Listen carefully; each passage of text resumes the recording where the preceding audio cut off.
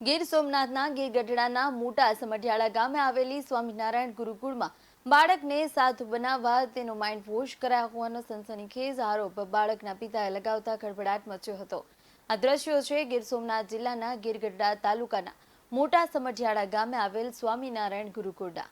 આ જ ગુરુકુળના જનાર્દન સ્વામી પર અહીં ધોરણ 10માં અભ્યાસ કરતા બાળકના માતા પિતાએ ગંભીર આરોપ લગાવ્યા છે। બાળકના પિતા અશોક રામજી શિંગાળા છે કે જે ગીર ગઢડાના વડલી ગામે રહે છે, ખેતી કામ કરે છે। જેમનું કહેવું છે કે તેમનો દીકરો ધોરણ 8થી મોટા સમઢિયાળા ગુરુકુળમાં અભ્યાસ કરે છે, જે હાલ ધોરણ 10માં છે। અશોકભાઈનો આરોપ છે કે સ્વામિનારાયણ ગુરુકુળના જનાર્દન સ્વામી દ્વારા તેમના દીકરાને સાધુ બનાવવા માઇન્ડ વોશ કરવામાં આવ્યો છે, જેના કારણે તેમનો દીકરો ક્યાંક કુટુંબ પરિવાર કે પ્રસંગોમાં જતો ન હોય ને તે ગુરુકુળ જવાની જીદ પકડે છે। બ્રેઇન વોશના કારણે ઘરે આવવાની પણ ના પાડી રહ્યો છે। હાલ તેમણે ધોરણ 10ની પરીક્ષા આપી છે, તેને ઘરે લાવવા અશોકભાઈ ગયા હતા, પરંતુ તે ન આવ્યો। બીજી વખત ફરી તેને મારી ઘરે લાવવા પડ્યું, પરંતુ તે ઘરેથી ફરી ગુરુકુળ ભાગી ગયો અને ફરી પાછો આવ્યો તો 3 દિવસ જ રહેવાની શરતે બાળકના પિતાએ સ્વામી અને તેના પુત્ર વચ્ચે વાત થયાના કોલ રેકોર્ડ કર્યા છે। જો કે આ સમગ્ર મામલે ગુરુકુલ કે જનાર્દન સ્વામી દ્વારા કોઈ પ્રતિક્રિયા સામે આવી નથી, પરંતુ ગુરુકુલના પ્રિન્સિપાલ બારિયા નારાયણ ભાઈ દ્વારા પ્રતિક્રિયા આપવામાં આવી છે કે ગુરુકુળની અંદર ધર્મ અને શિક્ષણ આ બંને મુદ્દે અભ્યાસ કરાવાય છે અને હિન્દુ ધર્મનો પ્રચાર થાય તે હેતુથી સંતો બાળ સભાઓ લેતા હોય છે।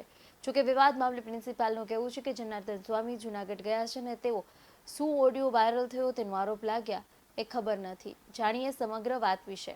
મારો છોકરો ગુરુકુળમાં સમઢિયાળા ગુરુકુળમાં ભણે છે સ્વામિનારાયણમાં, ને એણે સ્વામીના કહેવાથી અમારા ઘરમાં કંઈ શાંતિ રહેવા દીધી નથી। શું થયું તમારા છોકરા સાથે, આખી વિગત કહો। મારા છોકરાને સ્વામીએ મગજ કંટ્રોલ કરી લીધો અને એ સાધુ થઈ જવાની કહેતો નથી અમારે સાધુ થઈ જવું, પણ એ સાધુ થવાની સંતોએ બધું પઢાવેલું છે, એ અમારા પાસે સબૂત છે। એવી વિગત એવી છે કે તમારો છોકરો અહીંયા વેકેશનમાં આવે છે તો ખાતો પીતો નથી? નહીં, ખાતો પીતો નથી, સ્વામીના કહેવાથી ખાય છે। સ્વામી બન કહેવા કહે કે નથી ખાવાનો તો નથી ખાતો। આ સમગ્ર વાત તમને કેમ ખબર પડી? સમગ્ર વાત અમે લેવા ગયા, વેકેશન પડ્યું ત્યારે લેવા ગયા તો એ આવ્યો નહીં, પાછા પરાણે લઈ આવ્યા તો અહીંથી ભાગીને વયો ગયો। બસ પાછું એવું 2-3 વાર કર્યું, ભાગીને વયો જાય, પાછો લઈ આવી વયો જાય ને પછી સ્વામીને કહેવાથી ખાઈ પીવે ને એવું કરે। સ્વામીએ ફોનમાં કહી દીધેલું તું આવી રીતે કરજે, ને લખાણે અમારી પાસે છે એનું સ્વામીનું।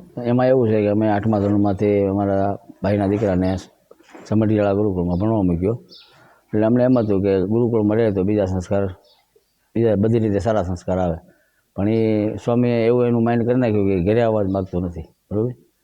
અને ઘરે લાવીએ તો પરાયણે એ સમઢિયાળા જવાની જ કોશિશ કરે। ઘરે આવે તો શું કરે? ઘરે આવે તો બસ એક રૂમમાં પુરાઈ રહી, ખાવા પીવાનું બંધ કરી દે। પછી સ્વામી ક્યારેક વાત કરી લે ફોનમાં અમને ખબર વગરની, અને સ્વામી એમ કે ખાઈ લઈ જાય તો ખાય ને કે ન ખાય।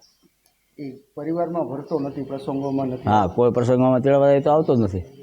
ગમે ત્યારે તેડવા જાઓ તો એ બોલી કરીને આવે કે હું 2 કલાક રહે કે 4 કલાક રહે, પછી મને મૂકી દેજો, એ રીતને અમારે બંધાઈને પછી આવે।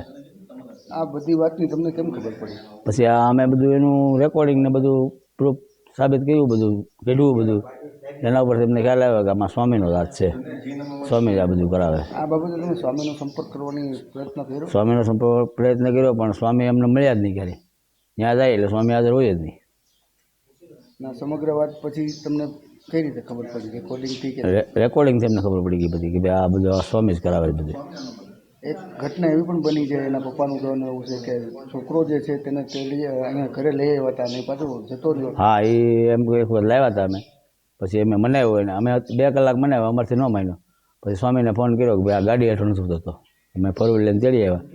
અમે પછી એની કાઢી કરી, ખૂબ મહેનત કરી, પણ ગાડી હેઠળ ઉતર્યો જ નહીં। પછી સ્વામીને ફોન કર્યો ને એટલે સ્વામીએ કીધું કે ગાડી હેઠળ ઉતરી જાય જમી લે, એટલે જમી લીધું। પછી જમવાનું જ બંધ કરી દીધું, અને બીજા દિવસે મોકો મળ્યો એટલે ભાગી ગયો। અને ભાગી ગયો એ સ્વામીએ અડધી કલાકમાં અમને ફોન કર્યો કે તમારો દીકરો અહીં આવી ગયો। 12:30 છોકરો ઘેરે હતો, 1:30 વાગે છોકરો સમઢિયાળા ગુરુકુળે પહોંચી ગયો। સમગ્રમાં એવું છે કે મારો છોકરો 8થી ભણે છે ગુરુકુળમાં, અને અટાણે 10માની પરીક્ષા પૂરી થઈ છે। પરીક્ષા આપીને પૂરું કર્યું, વેકેશન પડ્યું ત્યારે લેવા ગયો ત્યારે આવ્યો નહીં, એટલે એમાં સ્વામીનો એના માઇન્ડ વોશ કરેલું છે। એટલે પછી મેં ધક્કો ખાધો, બીજી વાર હું ગયો તો એ મારીને લઈ આવ્યો, પછી અહીં ઘરે ખાધું નહીં, પછી બીજા દિવસે એ ભાગીને વહી ગયો। પછી ત્યાં 10-15 દિવસ રોકાણો, પાછો આવ્યો, પછી 3 દિવસની બોલી કરીને આવ્યો. પછી એ રીતના એ બધી મેટલ આવી, પછી મેં એપ્લિકેશન નાખીને એનું બધું રેકોર્ડિંગ કર્યું છે. સ્વામી હારે વાત થાય છે ને એ બધી, અને નોટબુકો પકડવાની છે 3. એ નોટબુકોના આધારે બધું આ બધું મીડિયા દ્વારા ઓલું કર્યું છે. સાહેબ અહીંયા ગુરુકુળમાં કયા હોદ્દા ઉપર ફરજ બજાવો છો? હું પ્રિન્સિપાલ તરીકે અહીંયા ફરજ બજાવું છું. સાહેબ આ મોટા સમઢિયાળા ગામની આ ગુરુકુળ છે, ત્યાં એક વડલી ગામનો છોકરો જે છે તે 8મા ધોરણમાં અભ્યાસ કરતો હતો અને તેનો સ્વામી દ્વારા બ્રેઇન વોશ કર્યો હોવાનો આક્ષેપ જે છે તેના પરિવારજનો લગાવી રહ્યા છે. શું છે સમગ્ર વિગત? સાહેબ, જે બ્રેન વોશની વાત છે એ બ્રેન વોશ નથી, બરાબર. અહીંયા તો આ ગુરુકુળ છે, બરાબર. આ તો ધાર્મિક સંસ્થા છે. આમાં ધાર્મિક રીતે અને શૈક્ષણિક રીતે બે રીતે અહીંયા જે શિક્ષણ છે એ આપવાનું હોય છે. અને આપણો સંતો છે એ હિન્દુ ધર્મનો પ્રચાર માટે તો સંતો છે, તો એ હિન્દુ ધર્મ માટે તો એ બધી વસ્તુ છે. દાખલા તરીકે બાળ સભાઓ છે, બરાબર, આવી સભાઓ લેતા હોય છે ને એમાં વાતો કરતા હોય છે, બરાબર. સંતો જે, બરાબર ને, હિન્દુ ધર્મનો પ્રચાર થાય એ તો ખાસ સંતોનું કામ છે, બરાબર. એટલે એ બાબતે એની અંદર વાત કરતા હોય અને એમાંથી કોઈ પણ જે બાળક છે એમને એ બાબતે વેરાગ લાગે અથવા તો સાધુ થવાનો સંકલ્પ થતો હોય તો એમાં તો સંતોય શું કરે કે હું શું કરું. અચ્છા, સ્વામી એવું કહે છે કે ઘરે જમવાનું નહીં? એવું તો સાહેબ મેં ક્યાંય ઓલું નથી જોયું, બરાબર. તમે કયો છો, બરાબર. એના મા બાપનો એવો પણ આક્ષેપ છે. એ તો એના મા બાપ તો ગમે એ કહે સાહેબ, પણ એ તો હું કહું કે આમ નથી, બરાબર. તો તમે ક્યાં માનો છો?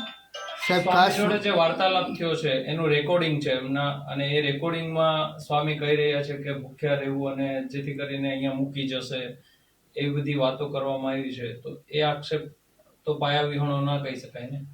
પણ સાહેબ ઈ બાબતે તો મને કોઈ જાતની ખબર જ નથી, તો હું તમને હાલ તમારા જે સ્વામી છે એ ક્યાં છે?